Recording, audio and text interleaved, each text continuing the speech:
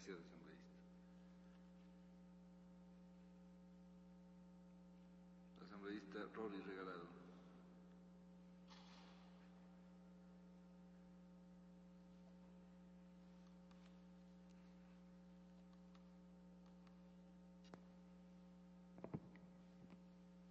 Señor presidente y colegas asambleístas, empiezo mi intervención manifestando que la administración de justicia en el país en materia de menores es bastante congestionada, ya sea quizás por la falta de suficientes juzgados de la niñez y adolescencia, quizás por la falta de la suficiente implementación de equipos técnicos o simplemente por la falta de conciencia de algunas personas que trabajan en dichos juzgados al tratar un tema tan importante o delicado como es el de menores.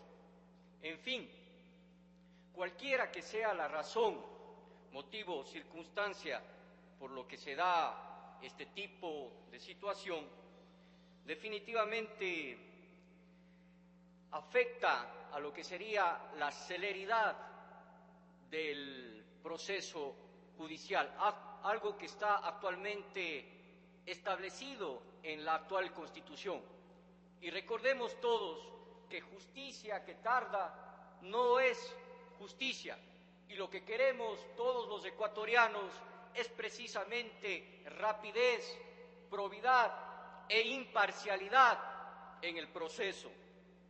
Por lo tanto, señor presidente y colegas asambleístas, considero absolutamente oportuno los cambios al Código de la Niñez y Adolescencia.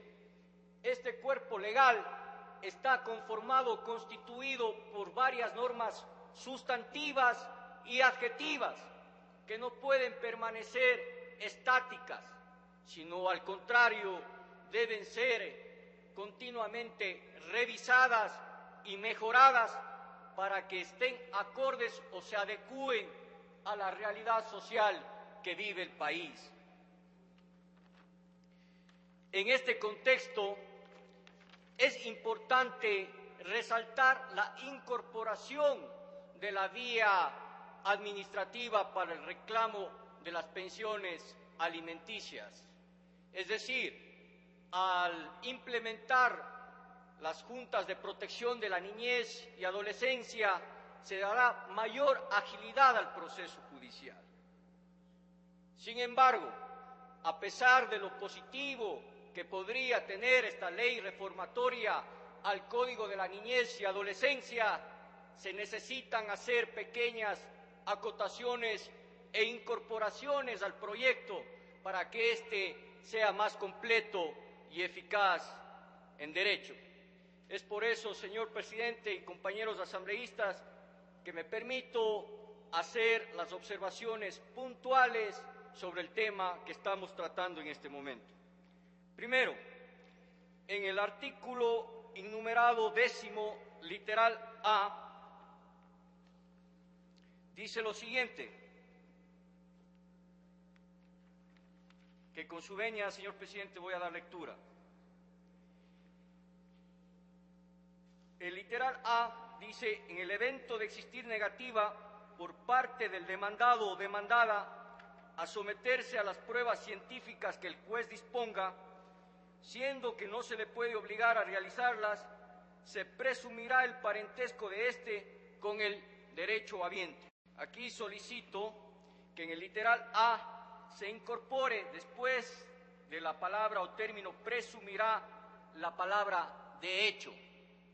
¿Por qué digo esto, compañeros?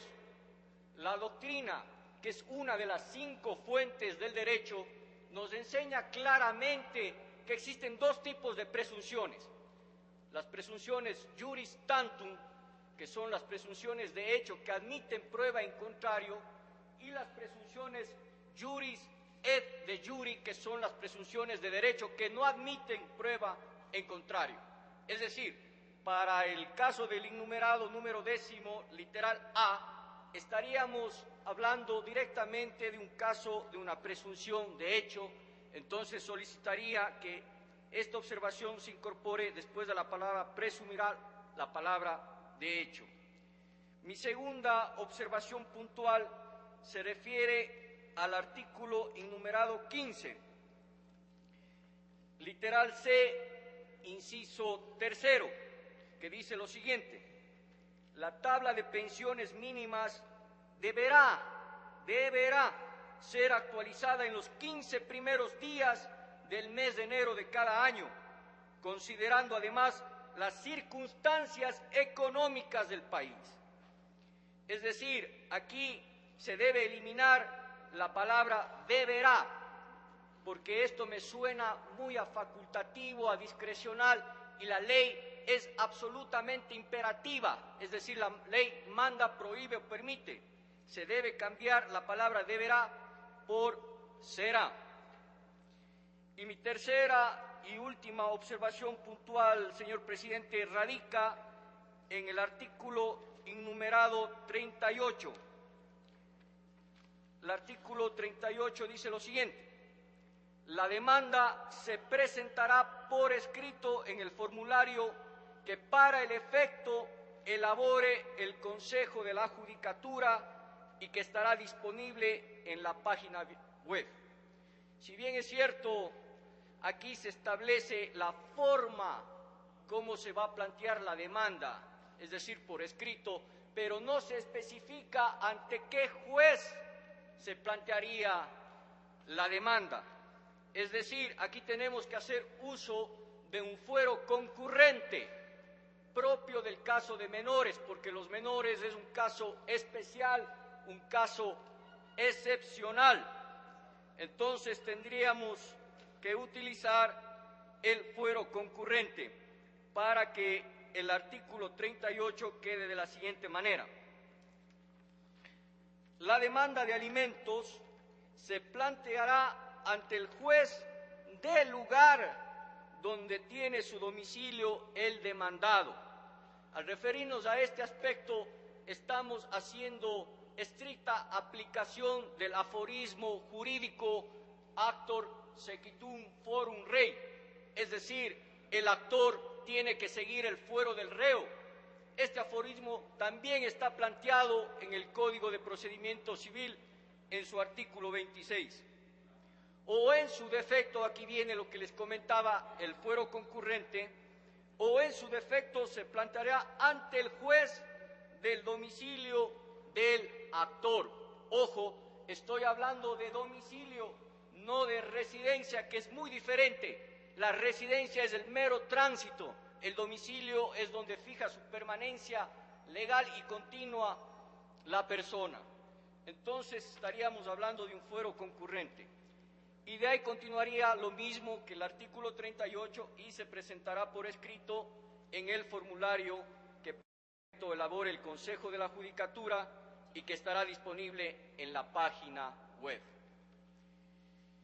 Si bien es cierto, señor presidente y colegas asambleístas, el artículo enumerado 50 de la Ley Reformatoria al Código de la Niñez y Adolescencia establece claramente que en caso de existir vacíos legales debemos recurrir como norma supletoria al Código de Procedimiento Civil. Esto no es tanto cierto, porque definitivamente estamos tratando, al hablar de esta ley reformatoria, es una ley que tiene una naturaleza diferente, una ley que tiene un trato diferente, es el caso de los menores. Y en ese sentido estaría por encima de cualquier ley de índole general de acuerdo a la jerarquía de las leyes. Y sobre todo debemos recordar que lo que abunda en derecho no molesta. Es así las acotaciones que he podido hacer, señor presidente. Hasta aquí mi intervención. Las observaciones pertinentes las haré llegar por escrito. Muchas gracias. Gracias.